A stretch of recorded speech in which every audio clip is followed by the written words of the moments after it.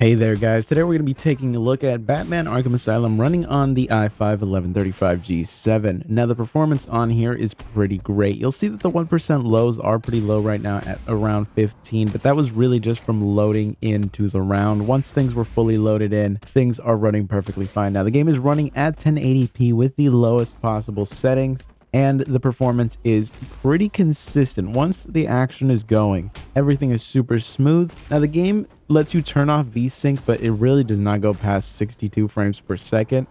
So really 60 frames per second is the target here, and you'll see that it's hitting that almost all the time. And the 1% lows are going to start to rise because of the fact that things are already loaded in. And you'll see that the frame times, there'll be the occasional spike here and there, but it's really not noticeable when you're in the combat itself. Now, when you're actually playing the single player story mode, you might run into stutters here and there, but that's usually when you enter a new area and things have to load in. When you're actually in the gameplay and doing things, you are not going to run into any issues whatsoever.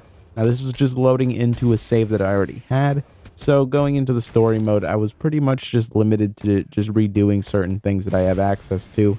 And that's about it. So we're just showing challenge mode here to show you that the gameplay itself is very, very consistent, very smooth, and you're going to have a great experience playing on here. And this is fantastic because I think that even though this game is at this point over a decade old, the gameplay still holds up. I mean, it's a gameplay style that Warner Brothers itself has not let go of. Even the Shadow of Mordor series pretty much took a lot of inspiration from the combat in this game. And it really shows it still really holds up. It's fantastic to play. It's still my favorite entry in the Arkham franchise. I think even Arkham City, which I know a lot of people think was the peak of the franchise, I was not as big of a fan of because I'm not the biggest fan of open world games that just really have a lot of busy work here and there. I feel like Arkham Asylum had a more consistent story experience. There wasn't as much fluff. There was definitely fluff here and there. I think that the definition of fluff is really those Riddler missions. But for the most part, the game had a better flow to it. And I'm glad that it's one of those games that is fully playable on here. I mean, I originally played the game on a PlayStation 3 just years ago, and the gameplay on that was for sure not as smooth as this.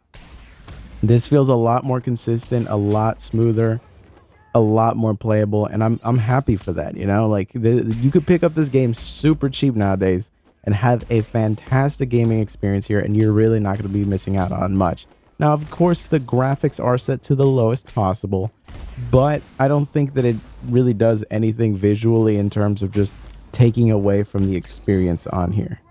Overall, I'd call this a win for this chip, and honestly, one of the best games you can possibly play on here. Anyways, I want to thank you for watching. Be sure to subscribe. We're getting really close to almost 100 subscribers. It's kind of crazy to me. I mean, we're pretty much about to approach 50, and like that came so quickly. So I want to thank you guys for that. I will see you guys next time.